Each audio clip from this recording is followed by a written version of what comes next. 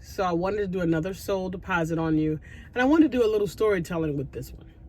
I want to do a little bit of vulnerability, a little bit of openness around the picture that you're seeing here, right? This is my daughter, LaMasia. A lot of people have seen this picture over the years, but very few people know the details surrounding and the context surrounding her passing.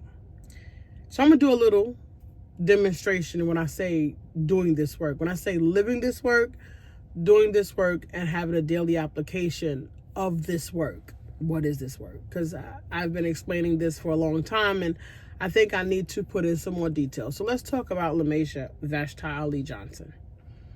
And she's my daughter, and she passed at 5 months of shaken baby syndrome. I was married at the time, and the husband that I had at the time was playing with her. It wasn't malicious. He was throwing her up, which people do all the time. I can recall being thrown up lots of times when I was a little girl. But he threw her up, and she somehow was injured. Her brain was injured inside of the skull. She was also 5 months, and I used to tell him all the time when I would see him throwing her up, don't do that. Don't do that. It was scaring me. But that's not the part that is not well known, because every year when her birthday comes, I share her picture. Her birthday is December 20th. It was 1994. I share her picture. I leave a little narrative around it. And a lot of people in my community, people who know me, know that I have lost this child. But let's talk about the ancillary things around that situation. For one, I was a young teen mother. I was 18 and I was in foster care. And I actually was at a foster home, a mother and child foster home with my daughter after she was born. And the lady was burning what I now know to be sage, frankincense, and myrrh cones. And there are incense cones that make a very thick smoke. And back then, my asthma was new. It was undiagnosed. And all I did was woke up one afternoon, or, waking up incrementally to feed the baby. And at this particular time, it was afternoon when I was waking up. And this thick smoke was everywhere. I couldn't barely see in front of my face. So I was living with a Caribbean woman. She had a really nice house out in Queens. I don't remember exactly where it was, but I didn't know where I was. I know I was dropped off at this house about a week prior to this. Some weird energy with the woman. I didn't feel like she was very warm and very open. She did direct me to the bedroom. She did give me towels and a basket and what have you. And I was very, very mild and quiet mannered at the time. I wasn't as boisterous and outspoken as I am today. This is a skill and tactic that I have developed for my own self-agency and self-advocacy. So back then I was very passive. So she put me in the room, gave me my supplies and things and sent me along about my way. But this particular afternoon, I woke up and this smell was all over the house. I couldn't see in front of me. I grabbed the baby, wrapped her up, and ran out the door with socks on. And I can remember making it to a payphone someplace and making a collect call to my social worker. I made that collect call to my social worker. She told me to get into a taxi cab and come to her office. So, she did that. They put me in a temporary, like a hotel kind of thing with my daughter for a couple of days to figure out what was going on. And then they went and collected my things and brought my things to me. I didn't have much because I didn't have much. So it was about 2 bags of things and a backpack and my daughter's baby bag and a stroller. And the social worker sat me in the chair and talked me through, I could exit since I'm of the age to exit. And she could give me the $500 discharge check. Now, I'm sitting in front of a black woman who's a social worker. And at the time, New York City Child Bureau Welfare System was called BCW, Bureau of Child Welfare. I think as Administrator for Children Services, Children and Family Services. I don't know exactly what they're calling it these days. But back then it was called BCW, and it was attached to a lot of scandal and breakdowns in the system. Children were being lost, some children were being injured, some unalived in the system without the proper oversight. And I can say that I was lost in the system for about 6 years. And that's just a little bit of a sidebar. And back in, I had been in the foster care system and moved to so many different placements. I had been in maybe 20 placements before this particular event with this lady in her office. And she was a new social worker to me. I didn't know who she was, because coming out of the regular foster care system and going into the mother and child foster care system is a little bit different, because you're an adult. And they had transferred me to another agency. So this was my first time really having a relationship with this social worker. My previous social worker, I had her for several years and had a relationship with her. So she knew about all my placements.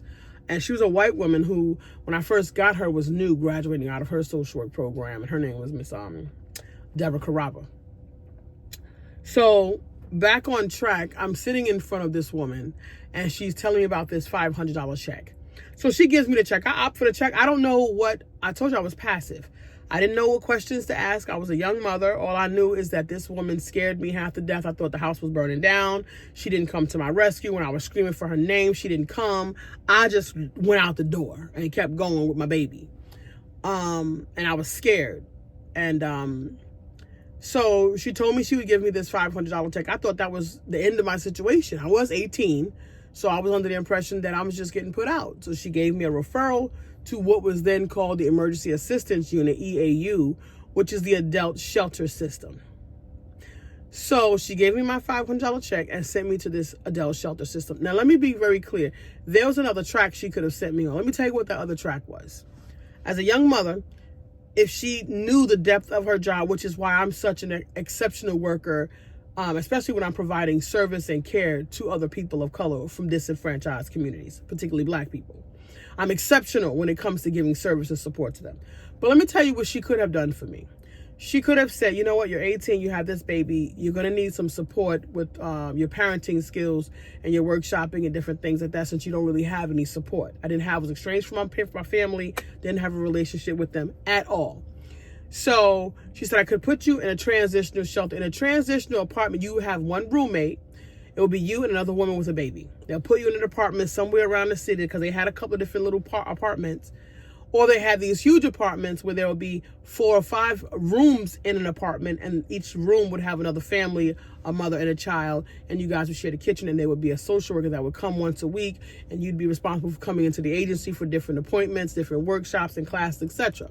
They would also give you an allowance and help you with job skills, job readiness skills, and you'd have support with daycare. From there, you would go to your own apartment, but you would have been in that program anywhere from 6 months to 2 years. I could have also been offered the opportunity to go to college free of charge and had all the supports that I would have needed to go on to college and complete it, because I had already graduated from high school by that time. But she didn't make that offer. I didn't find out this information until maybe 12, 13 years later, that this was possibly an option. I'm thinking that I'm looking at a person who is a skin folk, and that she's giving me good information, and that I can follow her counsel. So as I started to hear along my life that people found that me being inquisitive and asking questions and following up and doing those things made me difficult to get along with, or hard-headed, like my grandmother would say, I have many reasons as to why I distrust the advice given to me by other Black people. One, I discovered that Black people rarely apply themselves to their jobs, so they very rarely know all the details, ins and outs, and the cross-functional functionality of their positions. While it wasn't her job to know about the transitional housing, or to make me a referral to the transitional housing, it was her job as my case worker, working on my care, to know about the possible resources that would be available to me as a client. That was her job to know, and she didn't. If she knew, she didn't offer it. And she sent me into the EAU system. In that EAU system, I ran into my then husband, who wasn't yet my husband. We had been in the system together, and we met up and we got married and we became a family. Here is the caveat. Okay. I was placed in the EAU. We were placed in a temporary 3-day shelter, and then we made it to a Tier 2 family shelter in East New York called Help USA, over by Sutter. There is a protocol there when you have your child, when you're looking for jobs, when you go into appointments, you go to your caseworker within the shelter, you're assigned a caseworker. The caseworker will give you a pass. You will go to the daycare and you will give that daycare attendant the pass, and your baby could stay for a set amount of hours based on the pass. 1, 2, 3, 4, 6, 8 hour day according to the pass.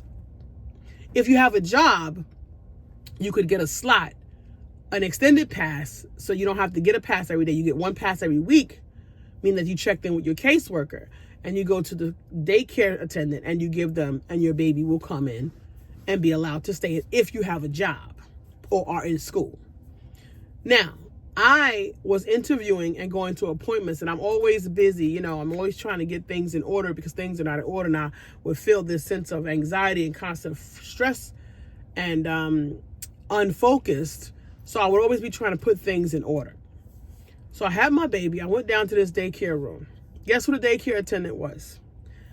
Caribbean woman with a very, very, very, very heavy, thick accent. Happened to be heavily melanated, dark-skinned African black woman. Now, this concept, my life is social experiment, the colorism complex and the dark skin versus light skin or whatever, the good hair, bad hair, that's going to come up again in my life, the social experiment. And I do an entire segment on those things and me unpacking what I mean when I tell you I'm doing this work.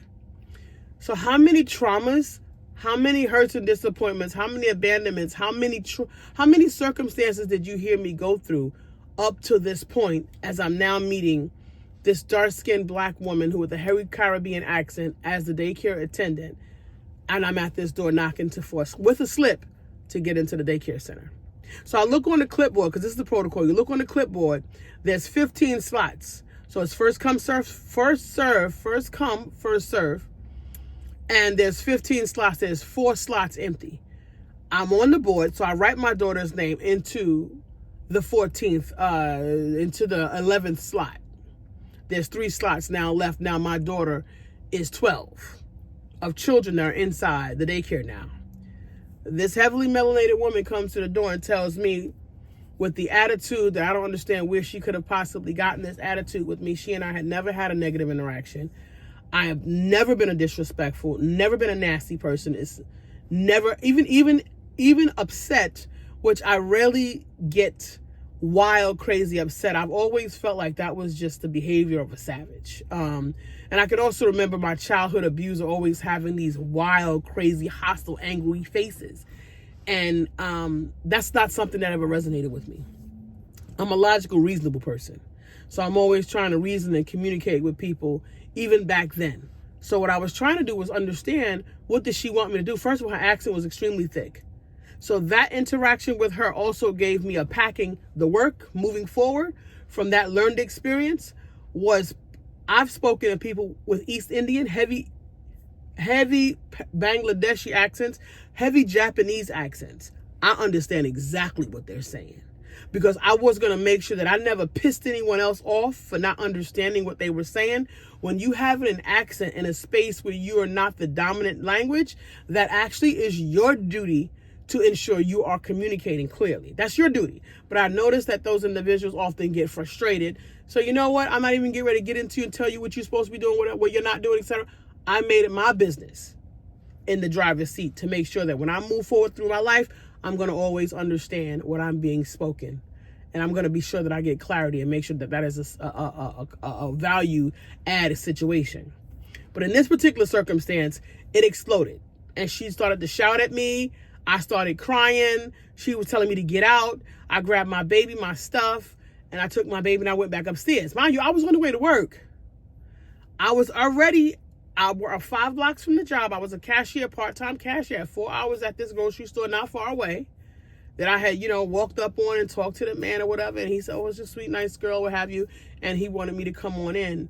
And for anybody who knows about Brooklyn back in the days, those cashiers were usually Latinos. Rarely you'd ever see a black person on the cashier at those little small little grocery stores.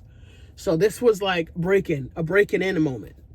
So I was getting ready to be this person at this grocery store, trusted in this grocery store to be a cashier. So she screamed out, I gained my composure as I walked down a long alleyway in the Help USA shelter, family shelter, because we were kind of down the way, almost to the other end, because it was tiers, and this is the bottom tier, looked like a mobile motel, and then upstairs is another tier with a balcony and a bunch of units up there. So we were all the way to the back on the second tier, units almost to the back. So I gathered myself before I got back because I didn't want to upset my husband. So I gave him the baby. I said, listen, I can't. They put me out of the daycare. I need to leave the baby here. I'll be back in a couple of hours. I'm going down there to the grocery store to do my, whatever. And I left the baby. And I went to the work. And when I came back, I heard a screeching sound.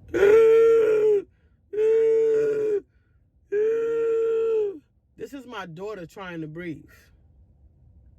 I walked in, and the way the units were built is they were basically studio, open floor plan. I walk in, you're in a little vestibule area, there's a closet. On this wall right after the closet is the kitchen area, little 1-2 eye range, countertop, little refrigerator, little sink, little counter.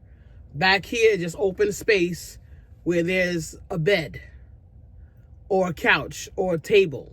Depends on which unit you're in. And then you walk back a little bit more, there's a bathroom. And then you walk back a little bit more, there's another open room. All this open floor space is the master bedroom where there was a queen size bed back there. My daughter was in that bed. And I walked straight back to her, and this is the sound she's making. And I feel her body, and it's rigid like a board. She wasn't limp. She's 5 months, so her body wasn't limp. She was straight like a rigid board. And all I could see her doing is, and her head was just shaking and shaking, and her eyes was rolling. And my knees buckled. I almost gave out. And I started screaming, and the neighbors heard me scream. And he came into the house, and he got the baby and called the ambulance. So I'm saying all of that to say, there's a lot to unpack in this narrative. This is only one particular situation of a very huge circumstance with a lot of little pieces. So when I say I've done this work, I've had to go through this entire experience and unpack all the little things that was in that space that caused all the things that it caused. And we know that if you've ever been through anything, and all of us, most of us have been through something, even without it being a tragedy, maybe we've lost a family member, friend, spouse, parent, pet, right? We've lost jobs, we've lost opportunity, we've had loss, grief, and circumstance in our life. You don't surround it with negligence, with being discounted as not mattering and being disregarded, and the lack of care and concern in so many areas across this experience that I'm telling you about. And there were a lot of adult people of authority who should have had a different interaction with me in that experience. Again, as I am now, I'm not a hostile person. I'm not an aggressive person. I'm not a difficult person to reason with and get along with and understand. I've never been that person. So where these breakdowns occurred were specifically deficits of those in authority in my space. And at that time, I was 18, 19 years old when my daughter passed away. Okay. So that's a lot of work that comes into repairing a possibility for being able to trust. Because I had to work on that. I cannot not have trust in somewhere. I have to be willing to take a running leap. So with all the pivots that occurred from that point on, mind you, I had gotten to that point with a number of circumstances that occurred long before that. But I had gotten to that point. So while you've seen my baby girl, LaMasia Vashti Ali Johnson, who's named after her biological father and my then foster mother, her name was Vashti, and she's the person who helped me through that, the funeral arrangements, the planning process. She kind of held my hand there, and I gave her my daughter's piercing earrings when she got her ears pierced, because she took me for my daughter to have her ears pierced. So I gave her the earrings as we left the funeral home, little diamond studs. There's a lot, again, to unpack from that experience. And it had only been compounded because as I'm building in my skill sets, I'm building into being in a driver's seat. So I encountered all of these experiences. I can't control the people in that space. The only thing I can do is take my own responsibility and move forward and control my own behavior. Know as much as I can so that I can advocate and ask the right questions. And I know that as Black people, very few of us offer anything. So I ask for certain things, and I ask for the creme de la creme, because there's always creme de la creme there. Black folks, there's always a better. There's always a greater opportunity. There's always service there. Oftentimes our people don't know because so many of us just don't apply ourselves to our work because we've been battered as a group. And as a group, we've been battered because we know that they say we got to be twice as good just to be good enough. And then as a group, we also know that we can do well and still get no, there's no reward punishment. There's no growth from it. There's no accolade from it. There's no, applause or appreciation from it. So we can do good. So most of us just barely just get our little coin and keep it moving. And especially when we're dealing with each other. And this is a part of the reason why I do this work. When I say I'm supporting others and getting this work, taking the personal responsibility, being in the driver's seat, so that you're not the one, because all of these people that I encountered, they were all nice people. Most of them Christian folk. Most of them got their sorority things on the wall. Most of them got wearing their little cross necklaces. Most of them are known in communities and have groups of people who support and love on them.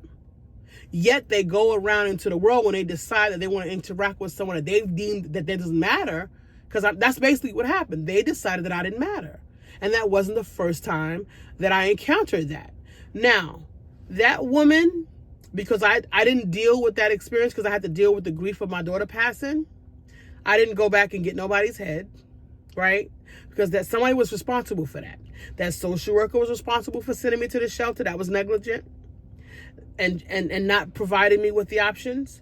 That shelter was responsible for what that child care worker attendant did to me that morning, right? The Board of Education, the Bureau of Child Welfare was responsible for me as a ward of the state. When you're in foster care, you're considered a ward of the state. You're also a ward of the state when you are a prisoner. You are a ward of the state. So it was their duty to ensure my safety and the safety of my daughter. An offshoot, which will be a continuation for another day, when I finally did turn back on that situation, and someone that I met along my way in the next set of my life experience after that, about 4 years later, told me that you could sue. You should have a case. Somebody should be responsible for that. And by that time, BCW was heavily under investigation. A whole lot of things was happening with the restructuring of that particular administration within New York City government. But you know what the lawyer told me? If we take your case and they reopen your case and redo an investigation, they're going to try to fix all the hiccups across that line, which means they're probably going to go in there and take your siblings, because you still have siblings that are underage in that house. They're definitely going to take your mother's husband. And they're definitely going to take your mother, because there's no way she's going to be able to convince a judge or a jury that she didn't know what was happening in that house. So this entire family is going to be upruled. They're going to go in there. They're going to get the BCW. They're going to get the social workers. They're going to get the Help USA. They're going to get everybody. And when it's all said and done, maybe 5 to 10 years after all the investigation, all the documentation, all the investigation, all the testimony, you're going to come off well, because they're going to have to do some recovery and some punitive damage recovery for you. But look at all that would have been lost.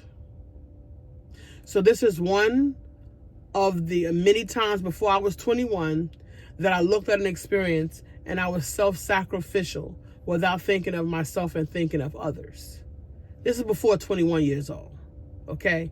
And mind you, along my life, some of these same people look back at me and still decided that I didn't matter. So when I say that I live this work with determination that I do matter. And I walk through the world with my own self-agency, without arrogance, just knowing, just of the knowing. And that bitch thinks she's all that is a result of that. But these are just a few situations that I can tell you my life, the social experiment, which it didn't become a conscious social experiment until the past 5 years. I look back and I said, wow, that is what that's what I was living.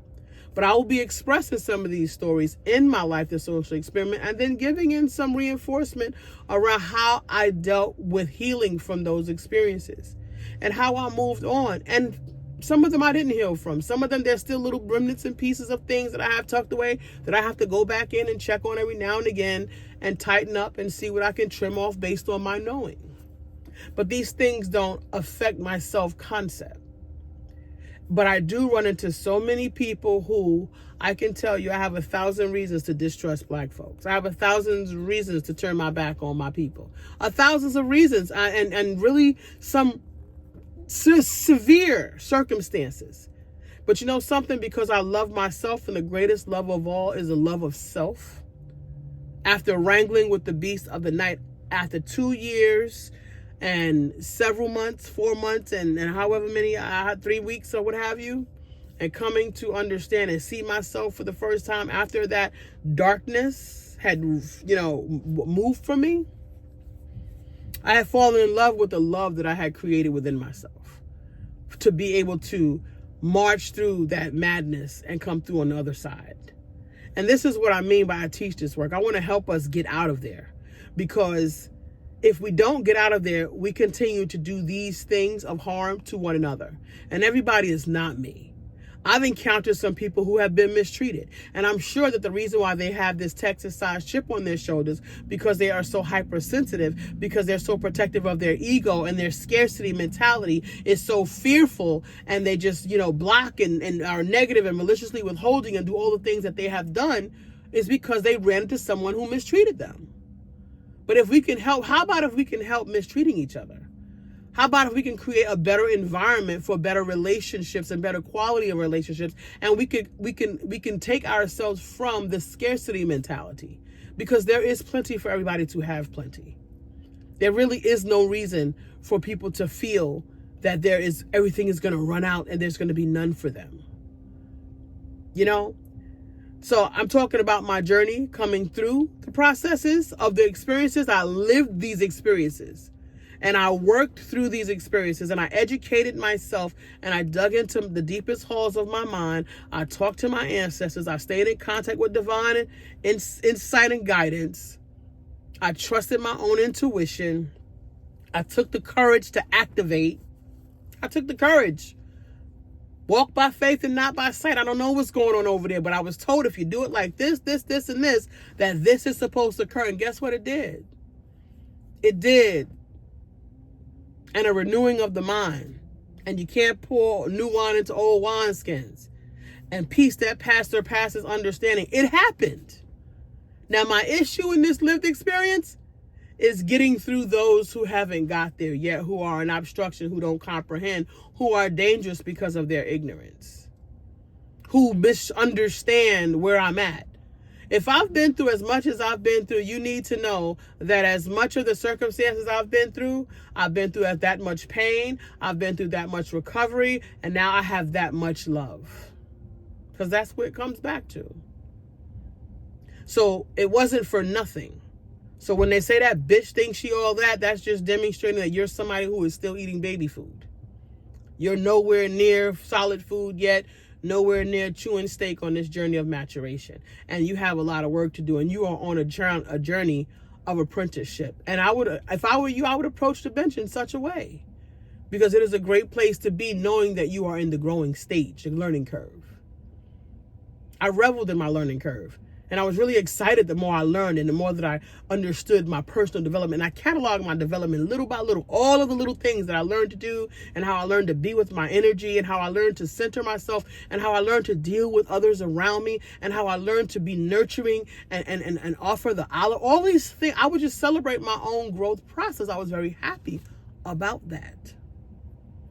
But I didn't find no one along almost 35 years. I didn't find anyone that was happy about it for me. No one. It was phony and fake, and they would get agitated shortly thereafter when they learn that I'm the real deal. I'm the real deal. But you know what? I'll invite you to walk a mile in my shoes. I invite you to walk a mile through the shoes of the Paula when I was dealing with the loss of my daughter out of an accident.